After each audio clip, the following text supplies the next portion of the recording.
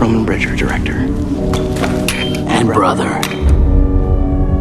She slammed the door in my face, and she said I was Rena's child and Rena was dead. And it struck me. What a good idea. So I watched her. I made a little home movie, a little family film. It seems Maureen, Mom, she really got around. I mean, cotton was one thing. Everybody knew about that. But Billy's father, that was the key. Your boyfriend didn't like seeing his daddy in my film too much. He didn't like it at all. Once I supplied the motivation, all the kid needed was a few pointers. Have a partner to sell out in case you get caught, find someone to frame. It was like he was making a movie. You. This is all because of you.